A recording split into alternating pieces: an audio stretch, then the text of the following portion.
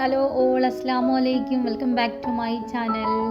അപ്പോൾ എല്ലാവർക്കും സുഖമാണെന്ന് വിശ്വസിക്കുന്നു. അൽഹംദുലില്ലാ ഞാനും എൻ്റെ ഫാമിലിയും സുഖമായിട്ട് തന്നെ ഇരിക്കുന്നു കേട്ടോ. അപ്പോൾ ഇന്നത്തെ വിശേഷം എന്ന് പറയുന്നത് 2 ദിവസത്തെ വിശേഷങ്ങൾ എല്ലാം ഇതിനകത്ത് ഇൻക്ലൂഡ് ആക്കിയിട്ടുണ്ട് കേട്ടോ. അപ്പോൾ പള്ളിപ്പെരുന്നാളിൻ്റെ ചെറിയൊരു വീഡിയോയാണ് ഇപ്പോൾ ഞാൻ നിങ്ങളിലേക്ക് ഷെയർ ചെയ്യുന്നത് കേട്ടോ. ഇതൊക്കെ പണ്ടത്തെ കുറേ ഓർമ്മപ്പെടുത്തലുകളും കൂടിയാണ്. അപ്പോൾ ടൗണിലേക്ക് ഇറങ്ങിയപ്പോൾ കുട്ടികൾക്കും കൂടി ഇതൊക്കെ ഒന്ന് കാണിച്ചു കൊടുക്കാമെന്ന് വിചാരിച്ചു. പിന്നെ ഇന്നും 2 ദിവസമായിട്ട് നമ്മളങ്ങനെ പുറത്തൊന്നും പോയിട്ടുണ്ടായിരുന്നില്ല. അപ്പം ഇന്നും നാളെയൊക്കെ ആയിട്ട് ഫുള്ള് ഞാനിപ്പോൾ ഈ വീഡിയോ ചെയ്യുന്ന ഒരു ടൈം വെച്ചിട്ടുണ്ടെങ്കിൽ ഇന്നും നാളെയൊന്നും അതാണ് അങ്ങനെ ഉദ്ദേശിച്ചത് കേട്ടോ. അപ്പോൾ 2 ദിവസമായിട്ട് ഫുള്ള് വീട്ടിൽ തന്നെയായിരുന്നു. അത്യാവശ്യം വീട്ടിലെ ക്ലീനിങ്ങും മറ്റുള്ള കാര്യങ്ങളൊക്കെ ആയിട്ട് അത്യാവശ്യം ബിസി ആയിരുന്നു കേട്ടോ. അപ്പോൾ പുറത്ത് പോയപ്പോൾ ഡ്രാഗൺ ഫ്രൂട്ട് വാങ്ങിച്ചിട്ടുണ്ടായിരുന്നു. മോന് ഭയങ്കര ഇഷ്ടമുള്ളൊരു ഫ്രൂട്ടാണ് ഡ്രാഗൺ ഫ്രൂട്ട് കേട്ടോ. അപ്പോൾ അത് അവന് എന്നെ കട്ട് ചെയ്യണമെന്ന് പറഞ്ഞിട്ട് അവൻ തന്നെ കട്ട് ചെയ്യണമെന്നാണ് കാണുന്നത് കേട്ടോ.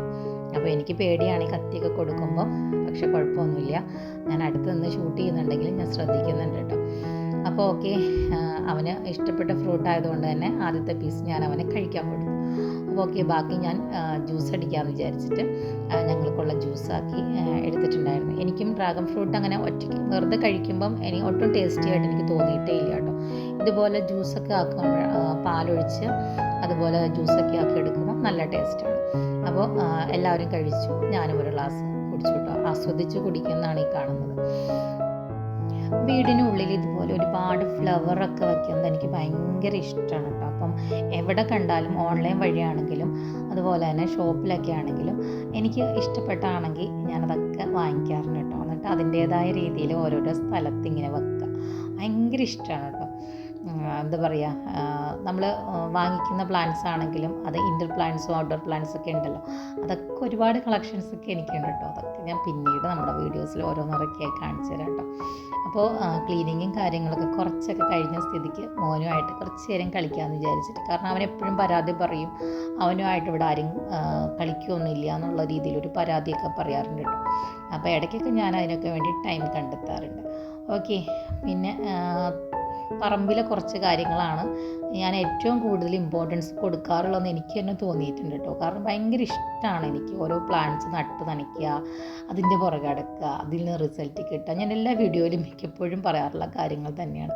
കാരണം അതിൽ നിന്നൊക്കെ എനിക്ക് ഒരുപാട് സന്തോഷം കിട്ടാറുണ്ട്. പിന്നെ നമ്മുടെ ബെഡ്റൂമൊക്കെ ഒന്ന് ക്ലീൻ ആക്കുക, അതുപോലെ തന്നെ ബെഡ്ഷീറ്റൊക്കെ ഒന്ന് മാറ്റി വിരിക്കുക.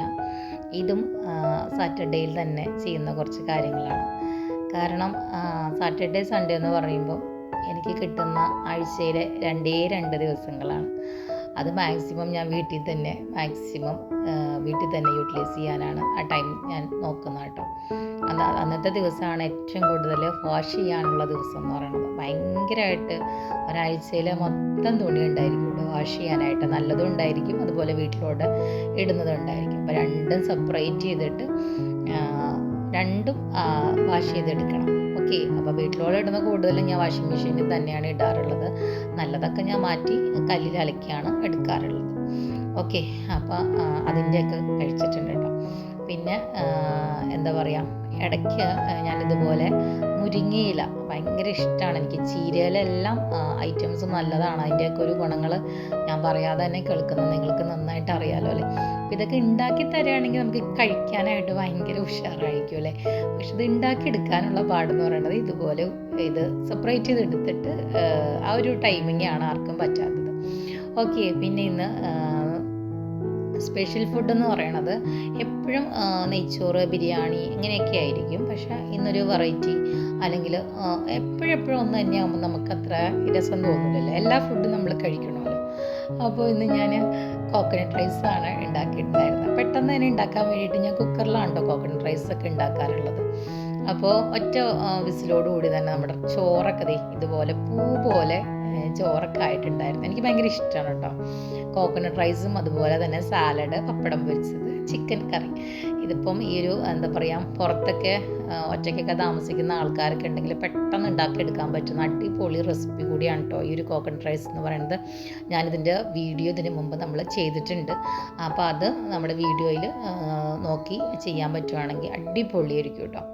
ഒറ്റ കുക്കറിൽ മാത്രം ഒതുങ്ങുന്ന ഒരു കാര്യമാണ്. പക്ഷെ അടിപൊളി ടേസ്റ്റി ആയിട്ടുള്ള ഒരു തേങ്ങാച്ചോറെന്നൊക്കെ നമ്മൾ പറയില്ലേ, അത് തന്നെ സംഭവം. പിന്നെ വൈകുന്നേരമൊക്കെ ആയിട്ടുണ്ടായിരുന്നു. പിന്നെ വൈകുന്നേരമായി കഴിഞ്ഞ് കഴിഞ്ഞാൽ എല്ലാ ദിവസവും എൻ്റെ സ്ഥിരം ജോലി എന്ന് പറയണത് എല്ലാം നനച്ചു കൊടുക്കുക. അത്യാവശ്യം എല്ലാം പൂടുന്ന ഒരു സമയമൊക്കെയാണ്. അപ്പോൾ എല്ലാം നനച്ചു കൊടുക്കുക. അപ്പോൾ ഒരു തണുപ്പ് കിട്ടുമ്പോൾ തന്നെ എല്ലാം നന്നായിട്ട് എന്താ പറയുക ഉണ്ടായിക്കോളുമല്ലോ. പിന്നെ മോന് പോപ്കോൺ വേണമെന്ന് പറഞ്ഞിട്ടുണ്ടായിരുന്നു. അപ്പോൾ അതിൻ്റെ പാക്കറ്റ് ഞാൻ വാങ്ങിച്ച് വെച്ചിട്ടുണ്ടായിരുന്നു. അവൻ ഇടയ്ക്കിടയ്ക്ക് ഇങ്ങനെ പോപ്കോണൊക്കെ ചോദിക്കും. അപ്പോൾ ഞാനിങ്ങനെ പാക്കറ്റ് വാങ്ങിച്ച് വെച്ചിട്ടുണ്ടായിരിക്കും. അപ്പോൾ അവനത് ഉണ്ടാക്കാൻ വേണ്ടിയിട്ട് എൻ്റെ പുറകെ നടക്കുമായിരുന്നു കേട്ടോ. അപ്പോൾ ഞാൻ അവനത് ഉണ്ടാക്കി കൊടുത്തു. അവന് ടി വി കണ്ടുകൊണ്ടിരിക്കുന്ന സമയത്താണ് ഈ പോപ്കോൺ തിന്നണമെന്ന് തോന്നാറുള്ളത്. പിന്നെ ഞാൻ തൊടിയിലേക്ക് ഇറങ്ങിയ സമയത്താണ് കണ്ടത്, ഞാനിങ്ങനെ നിറച്ച് കവർ കെട്ടിയിട്ടേക്കുന്നത് എന്നാന്ന് വെച്ച് കഴിഞ്ഞാൽ കിളികളാണോ അതുപോലെ തന്നെ വവ്വാലാണോ എന്നറിയില്ല, നിറച്ചെൻ്റെ പേരയ്ക്ക് ഇതുപോലെ കടിച്ച് ഇതാക്കി കളയുന്നുണ്ട്. അപ്പോൾ അങ്ങനെ കടിക്കും നമുക്കതായാലും കഴിക്കാൻ പറ്റില്ലല്ലോ. അപ്പോൾ അതുകൊണ്ട് തന്നെ ഞാനത് എല്ലാം ഇതുപോലെ കൂട് കെട്ടിയിട്ടാലാണ് ഇവിടെ കിട്ടത്തുള്ളൂ. ഒരുപാട് കിളികളുള്ള ഏരിയകളാണ്. എന്തെല്ലാം കിളികൾ നമ്മുടെ നാട്ടിലുണ്ടെന്ന് എനിക്ക് തന്നെ അറിയില്ല. അത്രയും കിളികൾ ഉള്ളൊരു സ്ഥലമാണ്. അപ്പോൾ ഏകദേശം പാകമായത് ഞാൻ ഒരെണ്ണം പറിച്ചെടുത്തു. അപ്പോൾ നല്ല അടിപൊളി ഒരു എന്താ പറയുക, ഇതുപോലെ ഉണ്ടാക്കിയെടുക്കാൻ വേണ്ടിയിട്ടാണോ ഞാനിന്ന് പേരയ്ക്ക പൊട്ടിച്ചിട്ടുണ്ടായിരുന്നത്.